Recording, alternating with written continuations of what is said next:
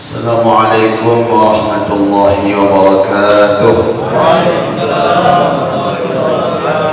Bismillah, alhamdulillah, wassalatu wassalamu ala rasulillah Sayyidina Muhammad ibn Abdullah wa ala alihi wa sahbihi wa mawala wa la hawla wa la quwwata illa billah.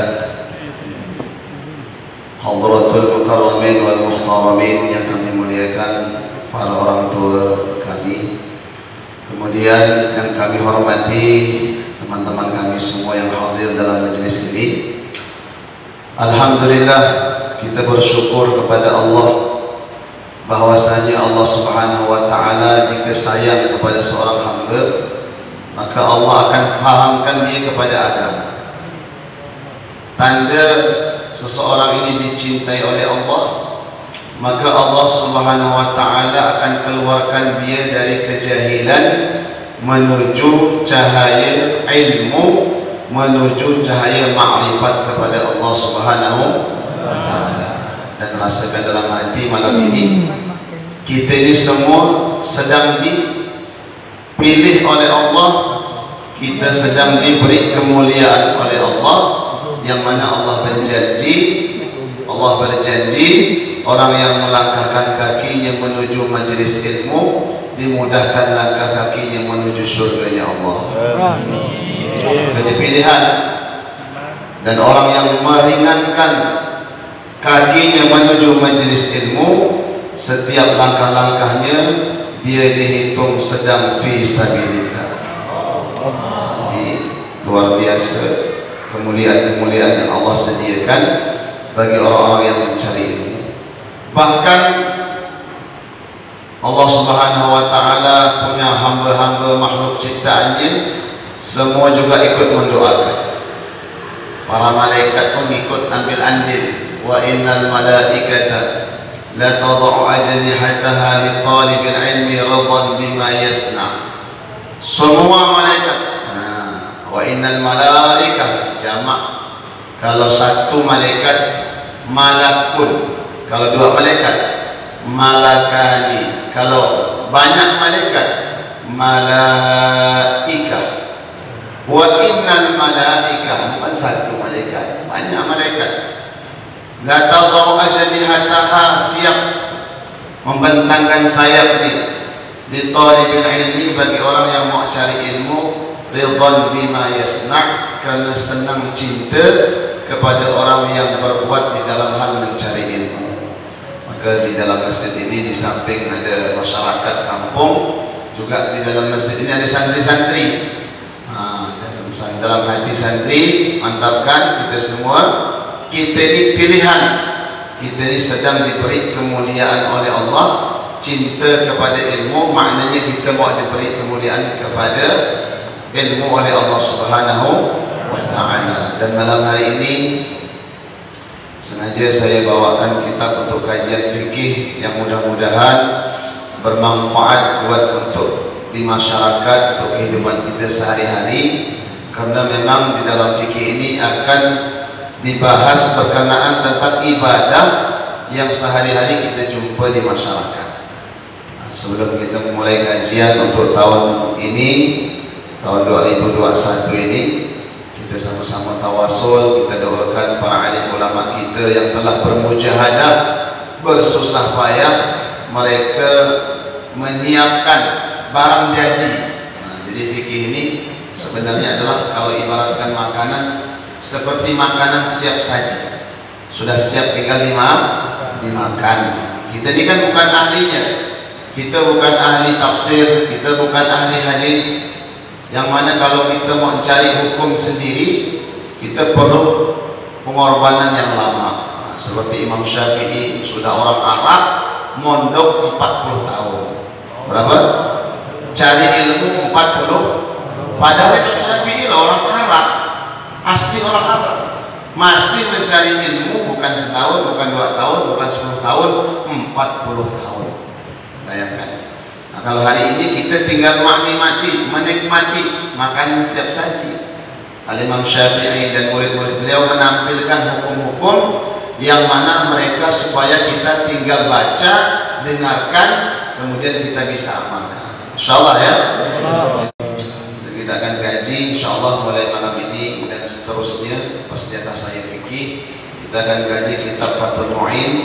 Kita ambilkan ringkasan-ringkasan yaitu kajian daripada ulama fikih kita yang sifatnya mudah kamu pahami. Karena kalau kita bahas semua Fathul Mu'in ini pembahasannya agak mulak, kemudian banyak khilaf-khilaf juga ulama dalam masalah ini. Nah, untuk kalian, untuk orang tua kami juga yang hadir, kita sediakan yang kira-kira mudah dipahami dan langsung kalau bisa kita amalkan untuk kehidupan kita sehari-hari. Amin ya rabbal alamin. Bismillahirrahmanirrahim.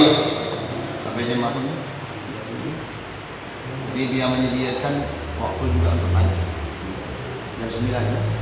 Nah, jadi pas nih. Jadi 40 menit bisa untuk kita kajian atau malah kurang dari jam 9 pun tak masalah. Ini salah jamnya nampaknya setengah 9. Nah, jadi pas setengah jam 15 menit kita buat baca kitabnya. Yang mau tanya bisa kita siapkan waktu 15 sampai 10 menit. Bismillahirrahmanirrahim. Babus sholati, bab menerangkan tentang sholat.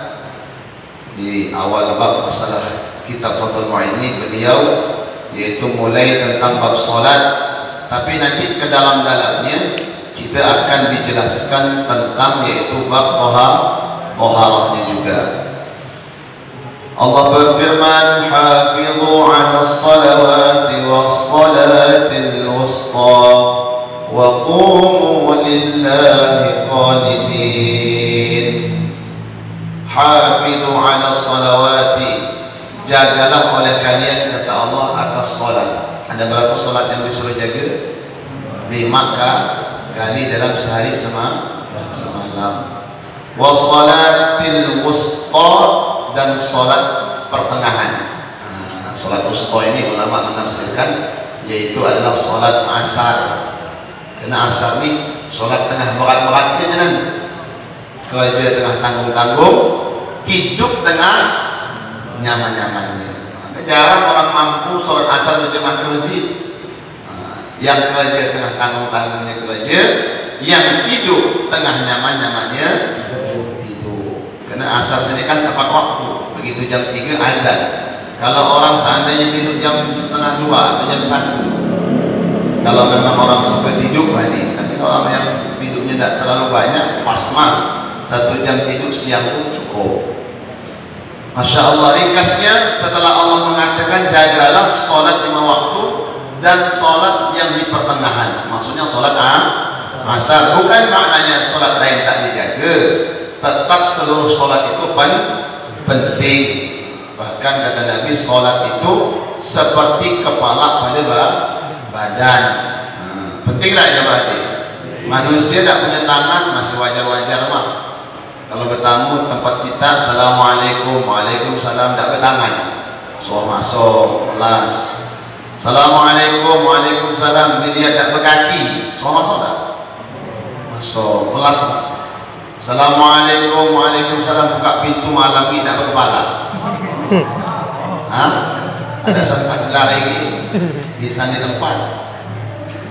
Jadi gimana gambaran orang yang tak sholat itu? Seperti orang tak punya kepala. Tapi jangan kita katakan orang tak sholat tak berkepala. Jangan bisa gitu. Ini gambaran dari Nabi loh. Sholat itu seperti kepala pada badan. Dan perintah sholat itu jangan jadikan beban. Sholat itu nikmat. Kata Nabi, wa ju'ila qurratu 'aini fis shalah. Telah dijadikan sejuknya mataku di dalam sholat. Jadi sholat itu nikmat. Masya Allah. Kalau kalian biasa sholat sunnah, biasa sholat tahajud, biasa sholat duha, sholat awabin, sholat qabliyah, ba'diyah, kamu rajinkan sholat sunnah, sholat hajat, taubat, kamu akan diberi kenikmatan oleh Allah sebagaimana Nabi janjikan. Wa ju'ila qurratu 'aini fis shalah, telah dijadikan nikmatnya mataku. Maksudnya apa? Kenikmatan Nabi itu di dalam sholat. Jadi sholat itu nikmat. Aqrabu ma yakunul 'abdu min rabbih wa huwa sajidun. Paling dekatnya seorang hamba kepada Allah sedang dia sujud. Maksudnya ketika dia sedang solat. Nah, jadi rasakan solat itu bukan beban. Masya Allah, dengan azan Allahu Akbar, Allahu Akbar, Allah Maha Besar, Allah Maha Besar. Ini rasakan dalam hati saya ini sedang mau datang kepada solat yang solat itu nikmat, lebih nikmat dari makan ayam panggang. Pernah tak begitu rasanya? Pernah tak merasakan dalam hati solat itu lebih nikmat daripada makanan yang nikmat? Pernah tidak? Kalau belum, latihan terus dengan solat. Solat di awal waktu, datang ke masjid di awal waktu, baca Al-Quran dulu, zikir dulu. Nah, nanti solatnya nikmat. Nah, tanda solat itu qauliyah, diterima oleh Allah, di antara tandanya innas salata tanha 'anil fahsya'i wal munkar. Tanda salat itu akan merubah kehidupan. Yang tadinya suka maksiat menjadi suka taat. Jadi matanya tak mau maksiat, tangannya tak mau maksiat, kaki tak mau maksiat. Kenapa? Di dalam salat ada janji Nabi. Innas salat, ada janji Allah, innas salata tanha 'anil fahsya'i wal munkar. Salat itu kata Allah mencegah dari perbuatan keji dan munkar. Mudah-mudahan Allah Subhanahu wa taala mudahkan kita untuk menjaga salat. Amin ya rabbal alamin. Hiya salat syar'an, secara syariat, aqwalun adalah beberapa perkataan, wa af'alun dan beberapa perbuatan.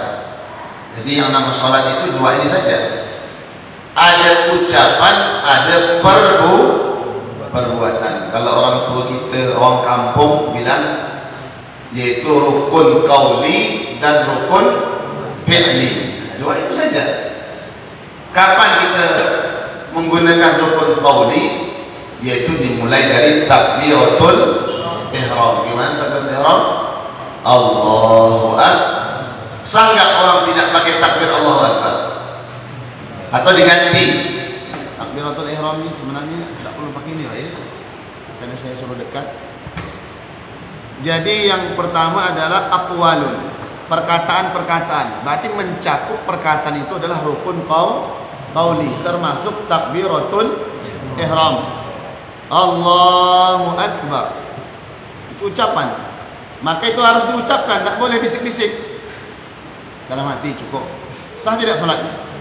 Tidak. Aqwal, ucapan. Ucapan itu keluar dari mana? Dari bahkan diganti pun tidak boleh. Harus Allahu Akbar. Kalau kamu beragam-agam jadi imam, Allahu Rahman, sah nggak? Nggak sah. Allahu Latif, sah nggak? Nggak sah. Takbir, takbiratul ihram, yaitu takbir Allahu Akbar. Kamu balik juga nggak sah. Kabirun Allah, sah nggak? Nggak sah. Kemudian apa lagi? Setelah takbiratul ihram, di antara rukun qauli adalah membaca surat Al-Fatihah. Dalam hadis Bukhari, Nabi mengatakan la salata liman lam yaqra bi Fatihatil kitab. Tidak sah orang yang tidak membaca Al-Fatihatul kitab. Nanti masalah Al-Fatihah khilaf ulama. Kalau dalam mazhab Syafi'i, Al-Fatihah itu dimulai dari Bismillahirrahmanirrahim sampai waladhdallin. Amin. Sab'ul masani, 7 ayat yang berulang-ulang. 7 ya. Ada berapa surah Al-Fatihah? 7 ayat. Kalau dalam mazhab Imam Syafi'i dimulai dari Bismillahirrahmanirrahim. 1. Alhamdulillahi rabbil alamin. 2. Ar-Rahmanir-Rahim. 3. Maliki yaumiddin. Berapa? 4. Terus Iyyaka na'budu wa iyyaka nasta'in. 5. Ihdinas siratal mustaqim. 6. Yang terakhir nih, sebenarnya ya, kalau memang kamu napasnya panjang, afdalnya wasol, bukan waqaf. صراط الذين أنعمت عليهم غير المغضوب عليهم ولا الضالين.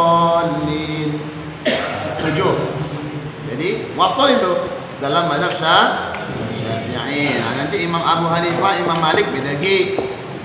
Bismillah tidak termasuk. Yang mulai dihitung dari Alhamdulillahi Rabbil Alamin Ar-Rahmanir Rahim Maliki Yawmiddin Iyyaka na'budu wa iyyaka nasta'in Ihdinas siratal mustaqim Siratal ladzina an'amta 'alaihim. Berhenti. Berarti berapa itu? 6. Baru yang ke-7 ghairil maghdubi 'alaihim waladdallin. Jadi itu hanya bedanya dengan bismillah. Kalau dalam mazhab Syafi'i, bismillah termasuk sab'ul masani dan dijaharkan. Ada yang ulama mensirrikan tetap baca bismillah, tapi disirrikan. Seperti kita lihat imam-imam di Masjidil Haram, Mekah, Madinah, dia pakai bismillah tapi sirri. Di sana di India, Pakistan, Bangladesh sama. Imam langsung Alhamdulillahi Rabbil Alamin. Benar semua.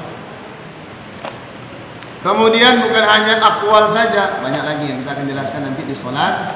Wa af'alun juga termasuk perbuatan yang namanya solat, ada ucapan, ada perbuatan. Ada kita lihat berdiri, ada ruku, ada i'tidal, ada sujud. Itu namanya adalah af'al. Perbuatan dan afal tadi makhsusatun, dikhususkan, tidak sembarangan boleh buat. Tak boleh solat sambil kita berputar-putarkan tangan bagian apa. Tak boleh. Gerakannya sudah diatur oleh syariat, tidak boleh sembarang-barang. Jadi khusus. Muftatahatun, dimulai bitakbir dengan mengucapkan takbiratul ihram. Muhtatimatun, dan solat itu diakhiri bitaslimi dengan salam. Namanya orang solat harus ada salam. Yang rukun yang mana? Assalamualaikum yang pertama itu rukun. Assalamualaikum yang kedua hukumnya sunnah. Sudah selesai solat, maka di akhir harus Assalamualaikum warahmatullahi. Kemudian sunnah sebelah kiri, Assalamualaikum warahmatullahi. Itu baru namanya solat. Kalau ada orang ngarang sendiri, saya tak mau salam saya pokoknya udah baca tahiyat akhir selesai, aku langsung diri. Solat apa enggak ini namanya? Ya. Tidak nama solat, bukan solat. Dan solat seperti ini tidak akan diterima oleh Allah. Wasumiyat, dan diberi nama solat tadi bidzalika dengan solat, listimaliha, karena mengandungnya solat ala solati lughatan, di atas solat tadi secara bahasa, wahya ad-du'a. Solat diberi nama solat karena makna secara bahasa artinya doa. Doa itu apa? Permintaan hamba kepada Allah. Makanya dulu sahabat kalau ada masalah solatkan. Karena di dalam solat itu maknanya apa tadi? Doa. Seperti Sayyidina Ali balik ke rumah, datang kepada Siti Fatimah, wahai istriku, adakah di rumah kita makanan? Maka Sayyidina Fatimah mengatakan, wahai suamiku, tidak ada makanan di rumah kita. Beliau pergi ke masjid, wuduk, kemudian solat 2 rakaat. Maknanya solat apa tadi? Doa. Solat itu permintaan kepada Allah. Setelah solat, beliau angkat tangan doa sama Allah, datang kepada istri, wahai istriku tercinta Fatimah, apakah sudah ada makanan? Belum ada, wahai suamiku. Solat lagi kedua kalinya. Balik lagi, belum ada. Solat yang ketiga kalinya, biiznillah, dengan izin Allah, solat yang ketiga kalinya, tahu-tahu di rumah Siti Fatimah ada mesin gandum, mengeluarkan gandum dengan sendirinya. Coba, hari ini kita ada masalah gimana? Belum apa-apa kita udah ngeluh dulu. Ada masalah udah nelpon dulu. Ini terutama santri nih. Kalau ada masalah, yang pertama yang didatangi siapa? Allah. Wasilahnya melewati solat. Wal mafrudatu al-ainiyatu khamsun. Solat yang difardukan ini ada 5. Cepat gak jam ya? Khamsun ada 5. Fi kulli yaumin wa lailatin, dalam sehari semalam. Berapa kali sehari semalam? 5. Cuman sebenarnya solat yang 5 waktu itu, kalau untuk zaman nabi-nabi terdahulu, itu punya solat masing-masing. Jadi sebenarnya solat yang 5 waktu yang kita kerjakan sekarang, itu sebenarnya punya nabi-nabi terdahulu. Solat subuh, pas subuh solatu Adam. Solat subuh itu dulu solatnya Nabi Adam. Wa zuhru solatu Dauda. Solat zuhur solatnya Nabi Daud. Wal asru solatu Sulaimana. Solat asar solat Nabi Sulaiman. Wal maghribu solatu Yaquba. Solat maghrib solat Nabi Yaqub. Wal isya'u solatu Yunusa. Solat isya solatnya Nabi Yunus. Jadi Nabi Adam solat subuh, Nabi Daud solat zuhur, Nabi Sulaiman solat asar, Nabi Yaqub solat maghrib, Nabi Yunus solat isya. Semua 5 tadi dikumpulkan oleh Allah, dihadiahkan untuk Nabi kita Muhammad sallallahu alaihi wasallam. Sekarang ini kita sedang solat atau melaksanakan solat 5 waktu ini. Ini hadiah oleh Allah yang diberikan kepada umat Nabi Muhammad. Bu, belakang kedengaran tak, Bu? Tak jelas saya? Lupa saya dia, Pak. Ibu-ibu belakang dia, maaf lah gue. Sama saya. Bismillahirrahmanirrahim. Mau tadi lihat banyak ibu-ibu pokoknya. Jadi pakai make ini. Allahu Akbar. Jadi solat yang diwajibkan jumlahnya ada 5 kali dalam sehari semalam. Maklumatun minad din, diketahui di dalam agama Islam bid-darurati secara pasti. Nah, maksudnya gimana? Tidak ada berani orang mengatakan solat itu tidak wajib. Mesti kalau orang beriman, orang Islam, mesti dia tahu solat 5 waktu sehari semalam hukumnya wajib. Fayakfuru, maka hukumnya kufur. Malas. Orang meninggalkan sholat karena malas, hukumnya fasikun. Apa? Fasik, berdosa. Tapi ada orang tidak sholat, dia meyakini sholat tidak wajib. Allah, sholat itu cukup ingat sama Allah, udah beres. Ingat begitu masuk di hall, ingat warna biru. Dah beres. Tak perlu kita ni. Saya kadang-kadang pusat deh. Solat yang menjadi ilmu maklumatun bid-darurah masih gak ditawa-tawanya. Padahal jelas hadisnya, Qurannya, sejarah kehidupan Nabi dan sahabat sampai terbangun Masjid Nabawi.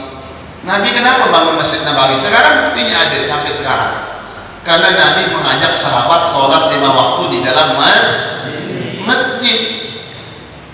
Masya Allah, tahu-tahu sholat cukup ingat sama Allah. Kenapa tidak sholat? Tidak perlu sholat. Kalau kata-kata dia tidak perlu, dia meyakini sholat tidak wajib, maka hukumnya kafir. Jelas saja. Apa itu kafir? Kafir itu bahasa yang halus. Kafir itu maknanya menutup diri dari kebenaran. Udah tahu sholat itu wajib, tapi malah diingkari. Ada wajib itu bahaya. Kalau ada orang meninggalkan sholat gara-gara lemah iman, malas, dia meninggal dunia, wajib kita buat kepada dia 4. Kita wajib mandikan, kita wajib kafankan, kita wajib sholatkan, kita wajib kuburkan. Tapi kalau ada orang meninggalkan sholat, dia mengingkari, kenapa tak sholat tak wajib, cukup ingat sama Allah, matinya dalam keadaan kufur kepada Allah. Kalau seperti ini, nah itu dah tinggal masing-masing ya, puasanya gimana. Kalau puasa tak nyaman, berarti mandikan, kafankan, sholatkan kuburan. Kalau puasanya agak sedikit degil, udah hamba tinggal kayak ada kasar bos. Aku orang mati dalam keadaan kufur. Allah Akbar. Cuman kalau kita bermasyarakat ni banyak tak nyamannya. Walaupun orang degil macam ini, ujung-ujungnya diuruskan. Kenapa tak nyaman dengan keluarganya dan apa macam. Padahal kalau dia betul-betul mati dalam keadaan kafir itu tidak wajib kita menyolatkan dia. Kalau mati benar-benar mengingkari sholat, cuma kena bermuasyarah, bertetangga, ya wajib kita urus. Maksudnya wajib secara muasyarahnya, bukan secara hukum Islamnya. Walam tajtami hadhil khamsu, salat 5 ini tidak terkumpul li ghairi nabiyina Muhammadin sallallahu alaihi wasallam, selain Nabi Muhammad yang saya jelaskan tadi, subuh untuk Nabi Adam dan seterusnya. Hanya Nabi Muhammad dikumpulkan 5 ini sebagai hadiah dari Allah buat beliau. Itu pun awalnya salat itu bukan 5, awalnya 50 ketika Isra dan Mi'raj. Wa furidat, dan difardukan, diwajibkan lailatul Isra. Salat ini diwajibkan pada malam Isra. Ba'da nubuwati, setelah kenabian beliau, bi asyri sinina wa thalathati ashhurin, setelah 10 setelah kenabian 10 tahun 3 bulan. Jadi Nabi diangkat menjadi Nabi umur 40 tahun. Kemudian beliau di Isra dan Mi'rajkan setelah 10 tahun diangkat menjadi Nabi. Di 10 tahun 3 bulan. Berarti umur beliau berapa? 50 tahun 3 bulan. Terjadinya Isra dan Mi'raj umur Nabi Muhammad 50 tahun 3 bulan. Lailatul sab'in wa 'ishrina min Rajabin, malam ke-27 bulan Rajab. Malam ke-27 bulan Rajab. Walam tajib subha yaumi tilkal lailah. Walam tajib subhu yaumi tilkal lailah, belum wajib salat ini. Walam tajib, salat ini belum wajib, subha yaumi tilkal lailah, pada waktu subuh hari malam itu. Jadi begini, Nabi di Isra dan Mi'rajkan pada malam hari. Subhanalladzi asra bi'abdihi lailan, berarti perjalanan Isra Mi'raj adalah malam. Subuhnya, malamnya Nabi menerima perintah salat, subuhnya beliau belum wajib salat kepada Nabi. Kenapa? Li'adamil ilmi bi kaifiyatiha, karena waktu subuh Nabi setelah selesai dari Mi'raj itu belum ada tata cara mengerjakan salat, sehingga subuhnya belum wajib. Malaikat Jibril datang mengajari beliau bagaimana wudu, bagaimana sholat. Barulah zuhur pada hari itu beliau melaksanakan sholat. Jadi yang kita dengar perjalanan Isra Mi'raj, beliau kan malamnya sudah menerima. Pertanyaannya, subuh udah sholat belum? Terjawab malam hari ini, subuhnya beliau belum wajib sholat. Kenapa belum wajib? Li'adamil ilmi bi kaifiyatiha, karena tidak adanya ilmu, yaitu dengan tata cara melaksanakan sholat. Baru pagi itu diajarkan oleh malaikat, zuhurnya barulah beliau melaksanakan sholat. Sampai di sini ada yang mau tanya? Sudah 15 menit. Nah, ini biar pertanyaannya puas sedikit, 15 menit. Silakan yang mau bertanya, santri boleh, orang tua boleh. Mudzakarah ilmu fikih. Sedikit-sedikit ini lumayan ini tentang beberapa ilmu, yaitu tentang muqaddimah, kemudian sholat secara bahasa. Masih ingat tadi sholat secara bahasa apa artinya? Doa. Secara syariat sholat itu apa artinya? Beberapa ucapan dan beberapa perbuatan. Terus yang khusus, dimulai dengan takbir, diakhiri dengan. Nanti kalau ada orang nanya, bang, apa itu sholat? Bapak nanya sholat mau apa nih? Definisi apa? Bahasa atau syariat? Kalau bahasa sholat itu artinya doa. Tapi kalau secara syariat, beberapa ucapan dan beberapa perbuatan yang khusus, dimulai dengan takbiratul ihram, diakhiri dengan salam. Itu namanya sholat. Ada yang tanya?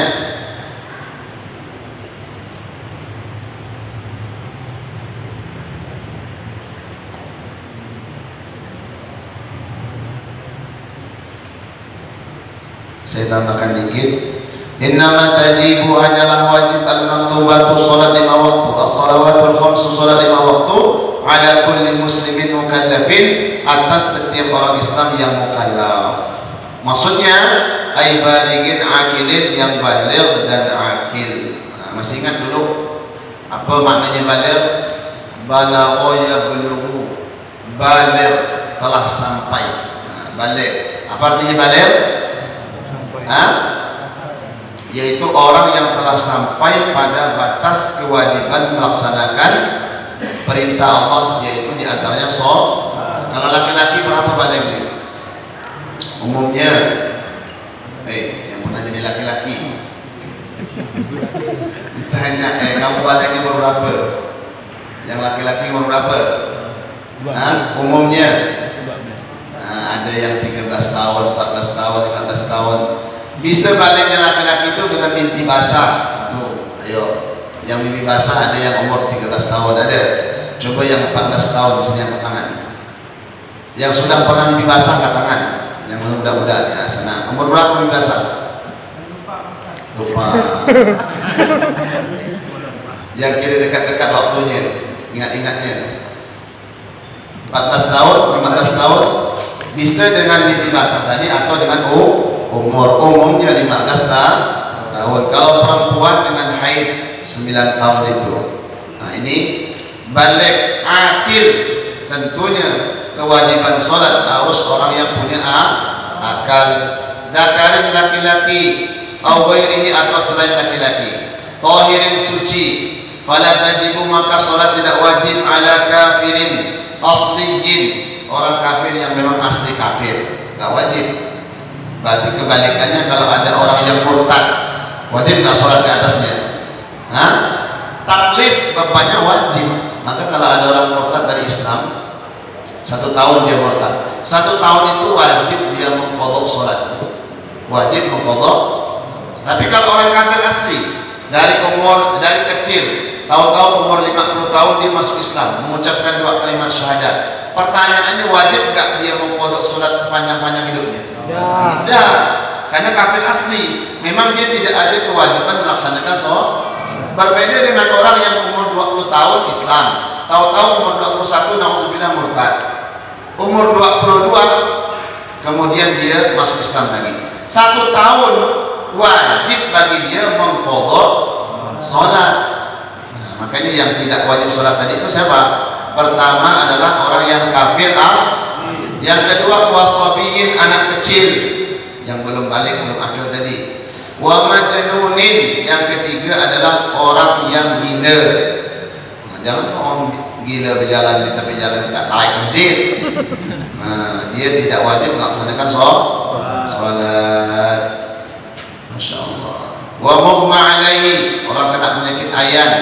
Wa sukrana, orang yang mabuk bila ta'addin, dengan tanpa melewati batas.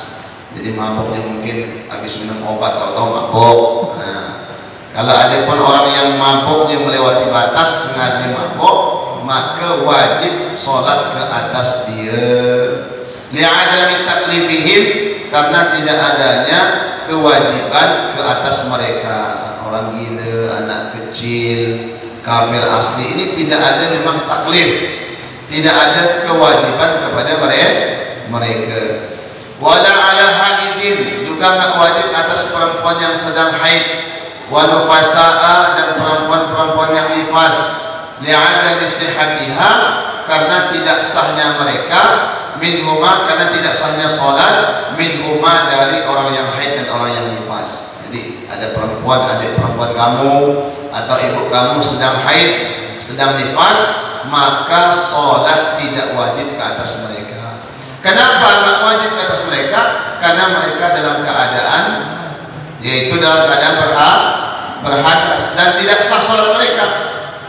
Dan yang lebih memudahkan mereka, wala qadha alaihima, tidak ada kewajiban mengganti qadha ke atas orang yang haid dan orang yang nifas. Jadi perempuan kalau dalam 1 bulan datang tamunya 15 hari, ibu-ibu, ada datang tamu dalam 1 bulan seandainya 15 hari haid, berarti 15 hari itu tidak sholat, tidak boleh sholat, dan tidak perlu mengqadha sholat. Ini keringanan dari Allah, kemudahan dari Allah, supaya tidak ada beban berat bagi kaum perempuan.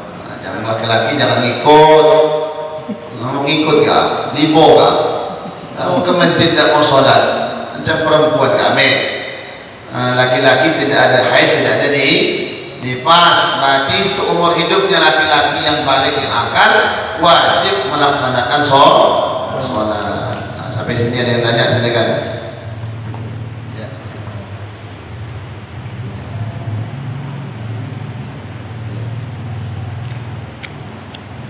Ayo yang di sana kan.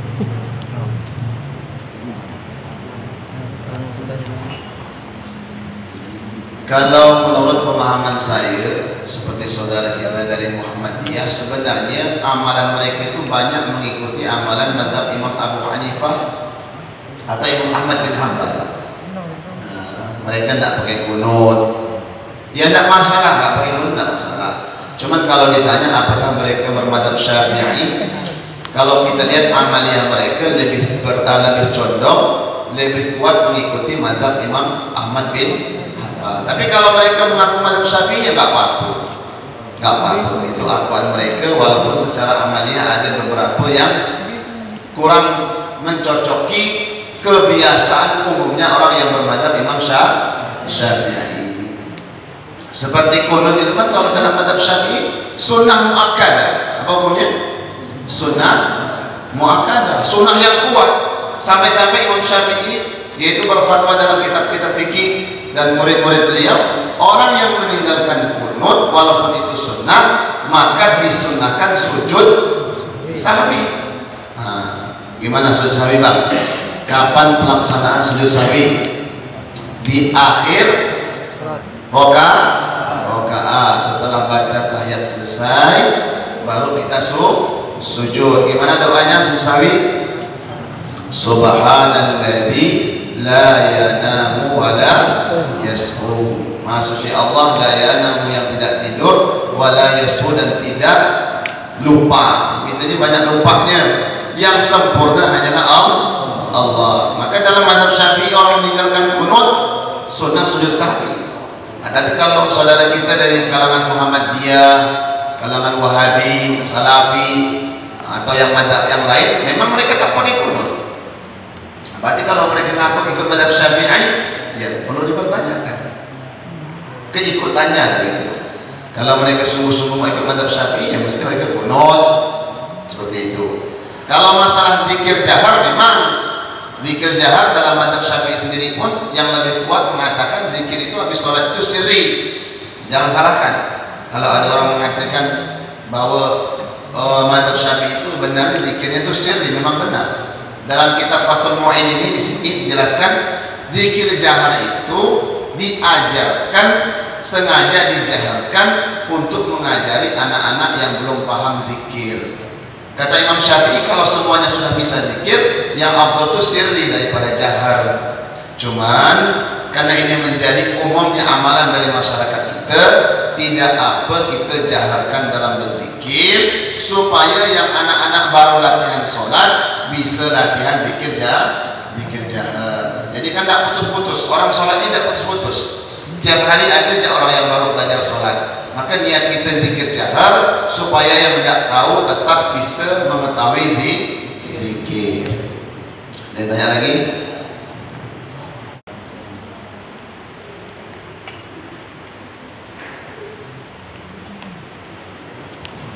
Kalau tidak ada yang tanya berarti kita akhiri majelis kita. Alhamdulillah. Mudah-mudahan pertemuan kita malam hari ini diberkahi oleh Allah, diterima oleh Allah, dan diistiqomahkan kita selalu dalam kajian-kajian kebaikan. Amin ya rabbal alamin. Dan ini memang cita-cita kami, niat-niat kami kemarin musyawarah sama tim-tim pengajian Al-Munawwarah ini. Kita tidak mau membebani teman-teman yang hadir terlalu malam, dan kami ingin beritahukan insyaallah di akhir di minggu yang kelima ya, di minggu yang kelima kita akan ada kumpul bareng-bareng. Insyaallah kita akan ada sholawatan bareng-bareng bersama Habib Osman. Jadi malam minggu lalu bersama Kiai Jumai, minggu ini sama saya Vicky.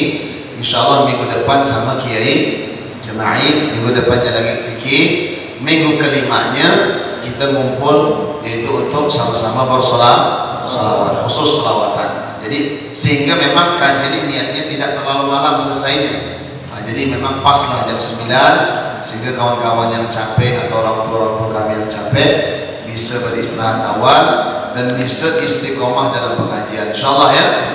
Nah, ibu-ibu juga kalau jam 9 balikan wajar-wajar ibu ya. Nah, jam 11 sudah kaam. Banyak kang lagi di rumah lama kan katanya jam 11 ini. Nah, jadi insyaallah kalau jam 9 ini masih wajar-wajar. Wallahu muwaffiq ila aqwamit thoriq. Yang benar semua datang dari Allah, yang salah dhaifan kami. Assalamualaikum warahmatullahi wabarakatuh.